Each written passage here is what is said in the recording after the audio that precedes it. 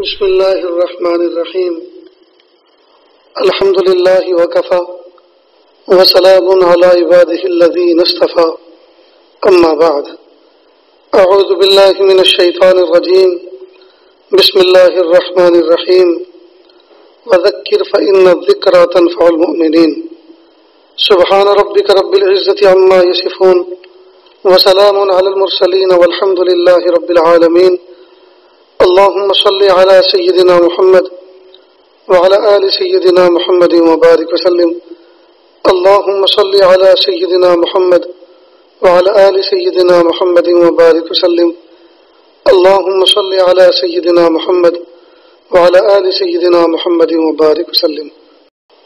اللہ رب العزت نے ہمیں اپنی قدرت کاملہ سے پیدا فرمایا، اور اللہ تعالیٰ چاہتے یہ ہیں کہ میرے بندے میری مان کر چلے. اب کس چیز پر عمل کرنے میں اللہ خوش ہوتے ہیں اور کس چیز پر عمل نہ کرنے میں اللہ ناراض ہوتے ہیں، یہ منشا اور یہ مراد ہم تک کیسے پہنچے، اللہ تعالیٰ نے اس کے لیے انبیاء کرام کا سلسلہ جاری فرمایا. انبیاء کرام اپنے زمانے میں آتے رہے اور اپنے دور کے لوگوں کو مخاطب کر کے اللہ تعالیٰ کے منشے اور مراد کو سمجھاتے رہیں کہ اللہ یہ چاہتے ہیں اور اللہ تعالیٰ یہ پسند کرتے ہیں. سب سے آخر میں ان انبیاء کرام میں پیارے محبوب صلی اللہ علیہ وسلم تشریف لائے، اور اب جو ہے صبح قیامت تک کوئی نبی آنے والا نہیں. ظاہری بات ہے، جب اب نبی آنے والا نہیں ہے تو کار نبوت چلے گا کیسے؟ تو اللہ رب العزت نے اپنے پیارے محبوب صلی اللہ علیہ وسلم کی امت میں ایسے ایسے علماء صلحاء پیدا فرمائے جو صبح قیامت تک کار نبوت کو انجام دیتے رہیں گے. لہذا ہر علاقے کے اندر علماء ہیں، پوری دنیا میں ہیں، اور ماشاءاللہ وہ امت کے اندر امت کو اللہ تعالیٰ کی طرف لانے اور اللہ تعالیٰ کی بات مان کر چلنے کا مکلف کر رہے ہیں، اور نفع اور نقصان کو سمجھا رہے ہیں، اللہ کے محبوب صلی اللہ علیہ وسلم کی تعلیمات کی توضیح اور تشریح کر رہے ہیں.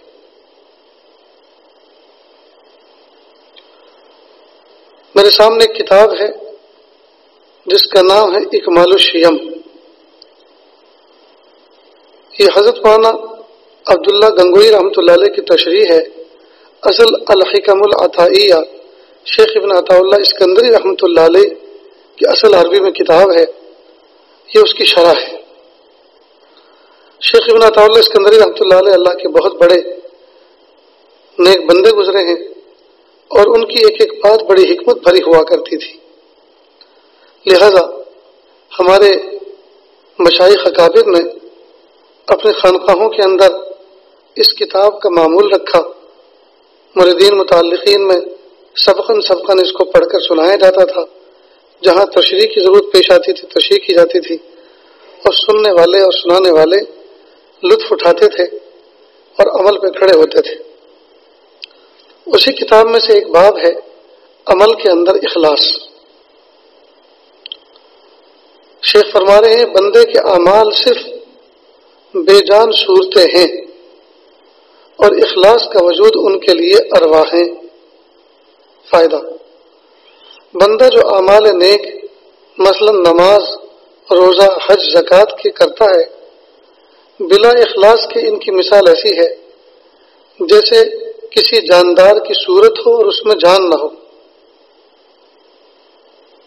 اور اخلاص یعنی عمل کو ریا اور نفسانی مزے سے خالص کرنے کی مثال روح اور جان کی سی ہے. اگر عمل کے اندر اخلاص کی صفت موجود ہے تو اس میں جان ہوگی اور وہ عمل کارآمد ہوگا، اور اگر اخلاص نہ ہو اور وہ عمل محض مخلوق کے دکھانے یا اپنے مزے کے لیے کرتا ہے تو عمل مثل صورت بے جان کے ہوگا اور آخرت میں کچھ کام نہ آئے گا.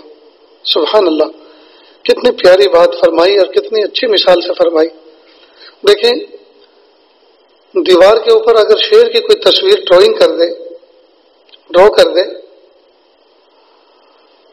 اب اس شیر کی تصویر کو دیکھ کر کوئی نہیں ڈرتا، بلکہ چھوٹے چھوٹے بچے اس کے منہ پہ ہاتھ پھیرتے ہیں، اس کے جسم پہ ہاتھ پھیرتے ہیں، اس لیے کہ تصویر ضرور ہے لیکن حقیقت نہیں ہے، صرف شکل ہے، صرف شکل ہے، صرف صورت ہے، اس میں حقیقت نہیں ہے۔ لہذا شیخ فرما رہے ہیں کہ جو اعمال بغیر اخلاص کے کیے جاتے ہیں وہ صرف صورتوں کی مانند ہے، یعنی اعمال کی صورت ہے، حقیقت نہیں ہے۔ تو جس طرح شیر کی تصویر سے کوئی نہیں ڈرتا، وہ جانتا ہے کہ اس میں روح تھوڑی ہے، یہ حقیقی شیر نہیں ہے، شیر کی شکل ہے، لہذا چھوٹے چھوٹے بچے بھی اس پر ہاتھ پھراتے ہیں۔ تو شیخ فرما رہے ہیں کہ جس طرح صرف تصویر سے کوئی کام نہیں بنتا، ٹھیک اسی طرح جو اعمال بغیر اخلاص کے ہیں وہ تو صورتوں کے مانند، تصویر کے مانند ہیں، ان سے بھی کوئی کام نہیں بنے گا۔ اور جس طرح صورت کے اندر روح پھونک دی جائے، صورت کے اندر روح ڈال دی جائے اور وہ حقیقی شعر پھر سامنے آ جائے تو اچھے اچھوں کی ہوا خراب ہوتی ہے۔ ٹھیک اسی طرح جو اعمال بغیر اخلاص کے ہیں، جو صورتوں کے مانند ہیں، اگر ان کے اندر اخلاص کی روح پھونک دی جائے تو پھر یہ اعمال جاندار اور شاندار ہو جاتے ہیں۔ پھر آگے فرما رہے ہیں،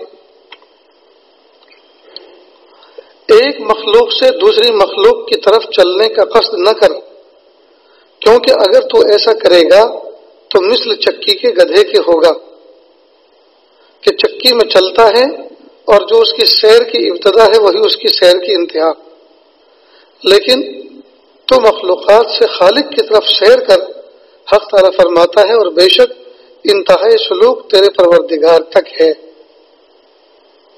یہ حضرت شیخ ابن عطا اللہ اسکندری رحمۃ اللہ علیہ کے الحکم العطائیہ جو عربی عبارت ہے اس کا ترجمہ ہے۔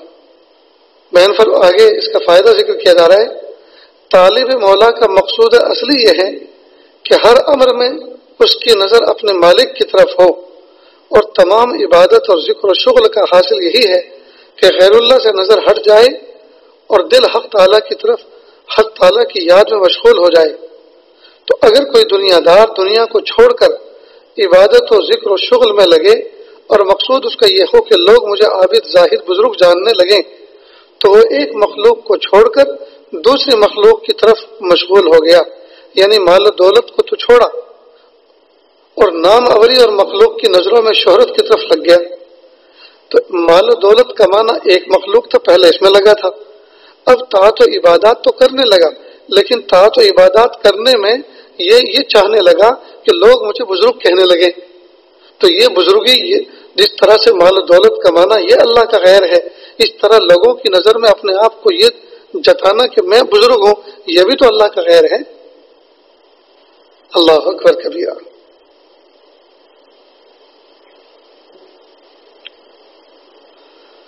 تو شہرت کی طرف لگ گیا، اور ظاہر ہے کہ اس شہرت و ناموری کا حاصل صرف یہ ہے کہ مخلوق کا گمان اس کی طرف نیک ہو جائے، تو جس کی طرف وہ مشغول ہوا ہے یہ بھی ایک مخلوق ہے، اور اگر ثواب اور مراتب عالیہ اور ذوق و مزے کا حاصل ہونا اس کا مقصود ہے تو گویا یہ جائز ہے، لیکن جو مولا کا طالب ہے اس کی شان کے خلاف ہے، اور یہ بھی ایک مخلوق یعنی دنیا کو چھوڑ کر یعنی ثواب اور مراتب عالیہ کی طرف چل رہا ہے۔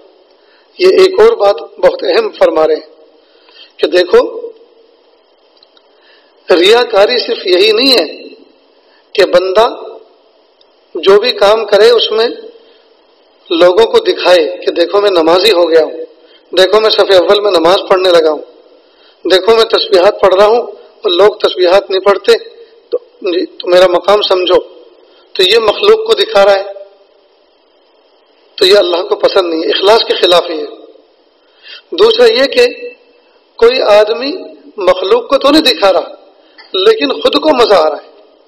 تہجد میں اس لیے اٹھتا ہے کہ تہجد میں اٹھتے ہیں تو فریش ٹھنڈی ٹھنڈی ہوا لگتی ہے، جی گھر کے باہر نکلتے ہیں، چبوترے پہ تہجد کی نماز پڑھتے ہیں تو بھینی بھینی ٹھنڈی ہوا کے جھونکے چلتے ہیں، بس لطف آ جاتا ہے۔ تو یہ جو عبادت کر رہا ہے یہ اللہ کے رضا کے لیے نہیں کر رہا، یہ تو اس وقت اس کو انجوائے ملتا ہے، اس وقت اس کو ایک قسم کی ٹھنڈک ملتی ہے، اس وقت اس کو ایک قسم کا لطف آتا ہے. تو یہ لطف جو ہے یہ تو اللہ کا خیر ہے. تو یہ اس نماز تہجد کے ذریعے سے اللہ کی رضا کو نہیں ڈھونڈ رہا بلکہ اللہ کے خیر کو ڈھونڈ رہا ہے، اور وہ ہے مزہ. تو مزہ بھی تو اللہ کا خیر ہے. تو پھر اخلاص کیا ہوا؟ بس اخلاص یہ ہے مزہ آئے یا نہ آئے اللہ کے لیے کرنا ہے. مخلوق دیکھے یا نہ دیکھے، میری یہ غرض ہی نہیں ہے کہ مخلوق مجھے دیکھے، وہ دیکھے یا نہ دیکھے مجھے اس کی پرواہ نہیں، مجھے تو اللہ کے لیے کرنا ہے. تو اخلاص کا مطلب یہ ہوا کہ ہم کوئی بھی عمل کریں، کوئی بھی کام کریں تو اس میں صرف اور صرف نیت اللہ کی رضا کی ہونی چاہیے کہ اللہ مجھ سے راضی ہو جائیں، مجھے اللہ کی محبت مل جائے. اس میں نہ تو یہ نیت ہو کہ لوگوں کو دکھاؤں، لوگوں کی نظر میں میں بزرگ کہلاؤں، اور نہ یہ نیت ہو کہ بڑا مزہ آتا ہے اس لیے میں کر رہا ہوں. حضرت حاجی امداد اللہ مہاجر مکی رحمۃ اللہ علیہ کو ان کے کسی مرید نے خط لکھا، حضرت پہلے ذکر کرتا تھا، بڑا مزہ آتا تھا، بڑا لطف آتا تھا، اب وہ کیفیت نہیں رہی، لہذا اب ذکر چھوڑ دیا ہے، اب مزہ نہیں آتا. حضرت نے فرمایا کہ عبد اللطف مت بنو، عبد اللطیف بنو. پہلے مزے کے لیے ذکر کرتے تھے، اب اللہ کی رضا کے لیے کرو. معلوم ہوا کہ اگر ہم تلاوت کرتے ہیں اور تلاوت کرتے کرتے ہمیں خاص قسم کا لطف آنے لگا، نماز پڑھتے ہیں، نماز پڑھتے پڑھتے ہمیں خاص قسم کا لطف آنے لگا، پھر اگر وہ لطف ختم ہو جائے اور پھر ہم چھوڑ دیں تو اس کا مطلب یہ کہ تلاوت مقصود نہیں تھی، اللہ کی رضا مقصود نہیں تھی، نماز مقصود نہیں تھی، اللہ کی رضا مقصود نہیں تھی، بلکہ وہ مزہ مقصود تھا. جب تک مزہ آتا رہا کام کرتے رہے، جب مزہ ختم ہو گیا تو کام بھی ختم ہو گیا. اس کو یوں بھی سمجھیں کہ جس طرح سے بچہ اسکول جاتا ہے تو ماں باپ اس کو ایک روزانہ چاکلیٹ دیتے ہیں. تو چاکلیٹ اس لیے دیتے ہیں تاکہ بچہ اس بہانے سے روزانہ اسکول جانے کا عادی بنے، مدرسہ مکتب جانے کا عادی بنے. پھر کئی مرتبہ بیچ میں گیپ کرتے ہیں، باپ نہیں دیتا، تو نہ دینے کا مقصد یہ ہوتا ہے. تو وہ جو چاکلیٹ ہے وہ اصل مقصد نہیں ہے، چاکلیٹ تو اصل مقصد تک پہنچانے کا ایک چھوٹا سا ذریعہ ہے، ایک لالچ ہے. پھر جب بچہ بڑا ہو جاتا ہے تو چاکلیٹ ملے یا نہ ملے وہ سوچتا ہے پڑھنا یہ تو میری مقصد زندگی ہے، یہ تو پڑھنا میرے فائدے کی چیز ہے. ہاں چاکلیٹ اگر ابو دے دیں تو ابو کا احسان، ان کی طرف سے نوازش، اور اگر نہیں دیتے تو بہرحال چاکلیٹ نہ ملنے کی وجہ سے تعلیم تو نہیں چھوڑی جا سکتی. اسی طرح ایک بات اچھی طرح سے یہاں اور سمجھ لیں، ہر عمل کی ابتدا ریاکاری سے ہوتی ہے. مثلا باپ بچے کو کہے اے بیٹا نماز کیوں نہیں پڑھتے تم؟ ابو پڑھتا ہوں. جھوٹ بولتے ہو، میں نے چاروں کونوں میں دیکھا تمہیں مسجد میں کہیں نظر نہیں آئے. نہیں پڑھی نا نماز ظہر کی؟ جی ابو نہیں پڑھی. پھر جھوٹ کیوں بولتے ہو؟ توبہ کرو اور آئندہ وعدہ کرو کہ نماز کا اہتمام کریں گے. جی اب یہ بچہ عصر کی نماز میں آیا تو مسجد میں آ کر چاروں کونوں میں دیکھ رہا ابو ہیں کہ نہیں، اور مسجد میں سے نکل کے پھر وضو خانے میں جاتا ہے کہ ابو ہیں کہ نہیں. پھر مسجد کے باہر دیکھتا ہے میرے ابو کی چپل ہیں کہ نہیں، دیکھتا ہے کہ چپل ہیں. پتہ چلا کہ ابو تو مسجد کے امام صاحب کے پاس حجرے میں بیٹھے ہوئے تھے. تو اب وہ جو نماز پڑھتا ہے وہ اللہ کی رضا کے لیے نہیں پڑھ رہا، وہ تو ابو کو دکھانے کے لیے پڑھ رہا ہے. تو ربا کے لیے نہیں پڑھ رہا، ابا کے لیے پڑھ رہا ہے. تو جب بھی مسجد میں وہ آتا ہے تو اس کو ڈانٹ یاد ہے، چونکہ ابو نے ڈانٹا تھا کہ نماز کیوں نہیں پڑھتے. لہٰذا جب بھی مسجد میں آتا ہے تو پہلے وہ ابو کو دیکھتا ہے کہ جس کو دکھانا ہے وہ تو ہے، وہ ہے کہاں. اور ابا اگر آگے صف میں بیٹھے ہوں تو پیچھے آ کے کھڑا ہوتا ہے اور کھانستا ہے، مٹھارتا ہے تاکہ ابو کو پتہ چل جائے کہ منا آ گئے نماز پڑھنے کے لیے. اور جس دن کبھی ابا مسجد میں نہیں ہوتے اس دن یہ بچہ دیکھتا ہے آج تو ابا نہیں ہے، تو اس دن بغیر نماز پڑھے نکل جاتا ہے، اس لیے کہ جس ہستی کو دکھانا تھا وہ تو ہے نہیں. اب یہ بچہ نماز پڑھتا رہتا ہے. اب آگے چل کر اس ریا کے ساتھ ساتھ نماز پڑھنے کا یہ ایسا عادی ہو جاتا ہے کہ اس نماز پڑھنے سے، اس پابندی سے اللہ تعالیٰ مہربانی فرماتے ہیں اور اندر اس کے اخلاص پیدا فرماتے ہیں. پھر یہ سوچتا ہے کہ ابا دیکھیں یا نہ دیکھیں میرا ربا تو مجھے دیکھ رہا ہے، میرے ابا مجھے دیکھیں یا نہ دیکھیں میرا ربا تو مجھے دیکھ رہا ہے. بہرحال ہمیں چاہیے کہ ہم جو بھی عمل کریں اخلاص کے ساتھ کریں، یعنی صرف اور صرف اللہ کی رضا کے لیے کریں، نہ مخلوق کو دکھانے کی نیت ہو اور نہ مزے کی نیت ہو. انجوائے کے لیے نہ پڑھ، کوئی بھی عمل انجوائے کے لیے نہ کریں بلکہ اللہ کی رضا کے لیے کریں۔ بہت سے مریدین، بہت سے متعلقین اثناء سلوک کئی مرتبہ یہ سوال پوچھتے ہیں کہ پہلے بڑی کیفیت ملا کرتی تھی، رمضان کے روزے رکھتے تھے، پہلے رمضان کے روزوں میں بڑی کیفیت ملتی تھی، اب یہ کیفیت نہیں ملتی۔ تو ان سے یہی کہا جائے گا کہ دیکھو کیفیت تو عارضی چیزیں ہوتی ہیں، کیفیت تو عارضی چیزیں ہوتی ہیں۔ کیفیت کی مثال ایسی ہے جیسے دوائی کی گولیوں کے اوپر مٹھاس، کئی مرتبہ دوائی کی گولیوں پر مٹھاس اس لیے لگا دیا جاتا ہے تاکہ بچے، کم ہمت لوگ، کمزور طبیعت والے دوائی کھانے میں جو آنا کانی کرتے ہیں، جن پر فورس کرنا پڑتا ہے دوائی کھلانے کے لیے، تو وہ میٹھا ذائقہ کھا کر اس سے جو ہے وہ دور نہ بھاگیں بلکہ رغبت کے ساتھ دوائی کو استعمال کر لیں۔ تو دوائیوں کے اوپر کورنگ اس لیے کی جاتی ہے مٹھاس کی تاکہ شوق میں اس مٹھائی کے شوق میں، اس میٹھے ذائقے کے شوق میں دوائی کو نگل لیں، اور نفی نفسی ہی دوائی کا جو مزہ ہے اس کے اوپر جو مٹھاس لگی ہوئی ہے، مٹھاس کا اس کے شفا سے کوئی تعلق نہیں ہے، شفا سے تعلق تو دوا کا ہے۔ دوا کے اوپر جو مٹھاس لگا ہے اس کا شفا سے اور علاج سے کوئی تعلق نہیں ہے، وہ تو حلق سے نیچے اترنے کے لیے، طرح مناسبت پیدا کرنے کے لیے، پابندی کرنے کے لیے میٹھا لگایا گیا ہے۔ اسی طرح اللہ رب العزت اعمال کے اندر جو کیفیت عطا فرماتے ہیں اس کا عمل کی قبولیت اور مطرودیت سے کوئی تعلق نہیں ہے، بلکہ یہ مزہ اس لیے دیا جاتا ہے تاکہ اس کے بہانے سے بندہ عمل میں لگ جائے۔ اور کئی مرتبہ اللہ تعالیٰ مزے کو کھینچ لیتے ہیں، سلب کر لیتے ہیں، اب یہ دیکھتے ہیں کہ مزے کے لیے کرتا تھا یا میری رضا کے لیے کرتا ہے۔ تو جو بندہ جس طرح سے مزے کے دنوں میں عبادت کرتا تھا، مزہ ختم ہونے کی شکل میں اگر وہ بندہ اسی طرح سے عبادت کر رہا ہے تو اس کا مطلب یہ ہے کہ یہ مخلص ہے، اس کا مقصد اللہ کی رضا ہے۔ بہرحال اللہ تعالیٰ سے دعا ہے کہ اللہ رب العزت اخلاص ہمیں عطا فرمائے، اور اللہ پاک ریاکاری کے گناہ سے اللہ پاک ہماری حفاظت فرمائے۔ اسی طرح حظ نفس سے بھی اللہ ہماری حفاظت فرمائے کہ ہم حضور کی اور لذتوں کے اور مزے کے عادی نہ بنے، بلکہ عمل کرنے میں مقصد اول اور ایک نمبر اس بات کو ہم اہمیت دیں کہ میرا اللہ اس عمل سے راضی ہو جائے اور مجھے اس عمل کے ذریعے سے اللہ کا قرب نصیب ہو جائے۔ تو یہ تھا آج کی مجلس کا خلاصہ۔ اللہ رب العزت سے دعا ہے اللہ رب العزت ہم سب کو ایسا بنا دے ہم اللہ کو پسند آ جائیں۔ وآخر دعوانا ان الحمد للہ رب العالمین۔ دعا کر لیجیے۔ بسم اللہ الرحمن الرحیم۔ اللهم صل على سيدنا محمد وعلى آل سيدنا محمد وبارك وسلم۔ لا أحصي ثناء عليك أنت كما أثنيت على نفسك رب اغفر وارحم وأنت خير الراحمين۔ حسبي الله لا إله إلا هو علیہ توکلت وهو رب العرش العظیم۔ اللہ جی ہم ظاہر میں آپ کے بندے اور بندیاں ہیں، حقیقت میں نہایت گندے ہیں۔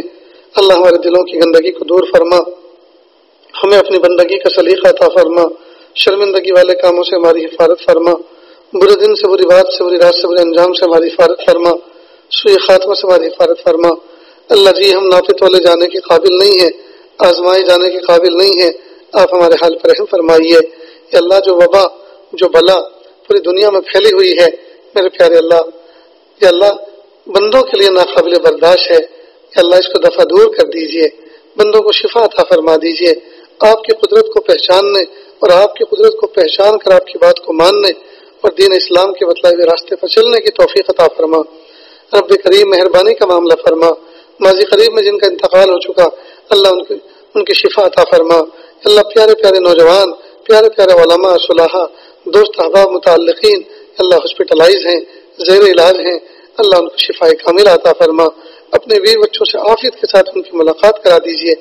اللہ رحم کا معاملہ فرما دیجئے، عافیت کا معاملہ فرما دیجئے۔ یا اللہ اس مرض کی اب تک کوئی دوا ایجاد نہ ہو سکی، یا اللہ یہ علامت ہے اس بات کی کہ بندے کمزور، بندوں کی سمجھ کمزور، بندوں کی صلاحیتیں کمزور، بندوں کے علوم و فنون کمزور۔ یا اللہ آپ قوی، یا اللہ آپ کی ذات قوی، آپ کا حکم قوی، آپ کی حکمت قوی۔ میرے پیارے اللہ بندوں کو آپ کی طرف رجوع کرنے کی توفیق عطا فرما۔ میرے پیارے اللہ رحم کا معاملہ فرما، عافیت کا معاملہ فرما۔ اللہ جی ہم سب کو ایسا بنا دیجیے ہم آپ کو پسند آ جائیں. وصلی اللہ تعالی علی خیر خلقہ محمد و آلہ و صحبہ اجمعین برحمتک یا